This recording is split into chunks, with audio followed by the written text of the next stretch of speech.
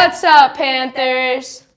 I'm Harper. And I'm Sam. Today is January 8th. And here are your morning announcements. Panthers, make sure not to rip down leadership posters. It messes them up and is considered vandalism. Also, make sure to put your first and last name on your roarbox and with the teacher's stamp. If you don't have any of those things, leadership will not accept them. Here are a few reminders. Panthers, please don't block up bikes, scooters, and etc. Otherwise, they are at risk of being stolen. Please remember to pick up your trash after lunch. There will be consequences if you don't. It keeps our campus looking clean and newer. Please make sure you only use the elevator if you have an elevator pass. Students who are injured or require use of the elevator for another reason may request a pass from the office. Make sure you use it respectfully and honestly. Panthers, make sure you are walking the hallways and while going up and down the stairs. This is to ensure your safety. You can put unopened food items in the share bin located in the cafeteria near the kitchen. Do we have any videos? Yep, so as everyone knows, we're all reading Clean Getaway. So in one of the chapters, the book mentions the Green Book. Do we have a video about it? Yep, anything else? Nope, I think that's it. Roll the clip! Imagine you're on a road trip with your family.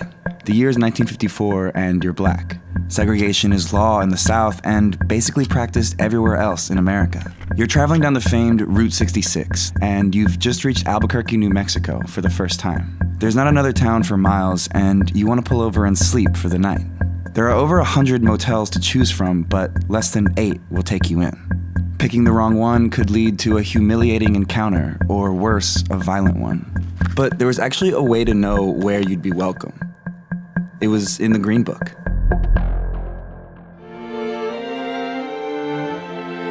Americans fell in love with the idea of the road trip in the mid-20th century. A growing middle class meant more people had cars and jobs with paid vacation time.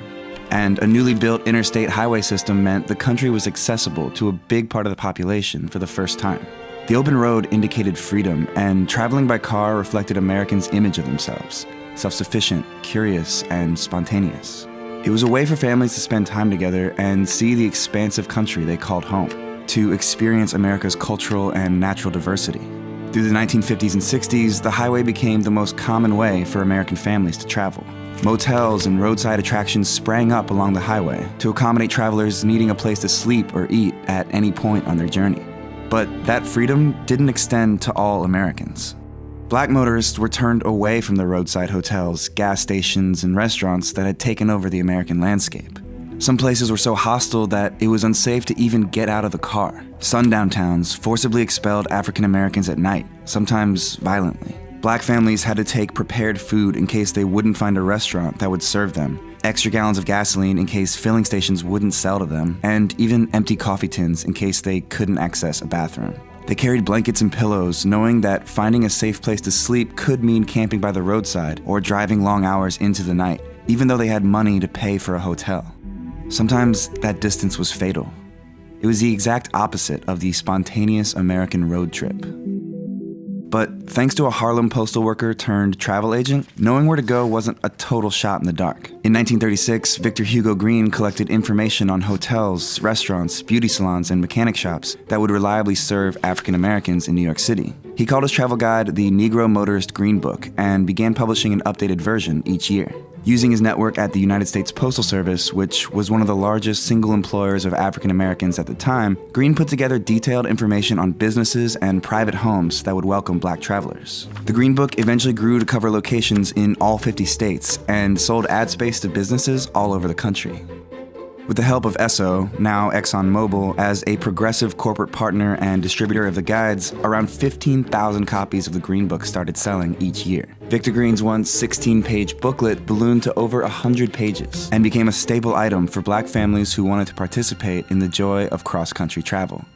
And it turns out that iconic image of the open road, of freedom and family values, would become an anchor in the civil rights movement. Dr. Martin Luther King even mentions it in his I Have a Dream speech. We can never be satisfied as long as our bodies, heavy with the fatigue of travel, cannot gain lodging in the motels of the highways and the hotels of the cities. The Civil Rights Act ended legal segregation in 1964, and just 2 years later, the Green Book went out of print. It had become obsolete.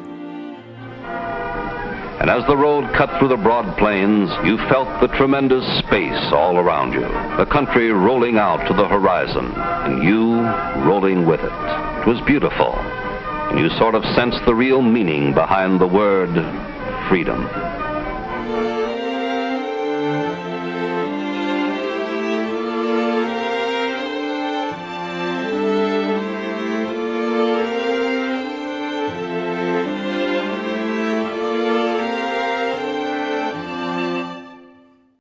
Hey Panthers, our new intramurals game is pickleball. The rules are 2 people per team, the ball can't bounce in the kitchen, and the ball cannot touch the net. Your foot cannot be in the court while serving the ball. Peace out, Panthers! We're back! Here are your clubs for today. In First Lunch, Minecraft Club in C210. Also, Art Foundations Club is in B105.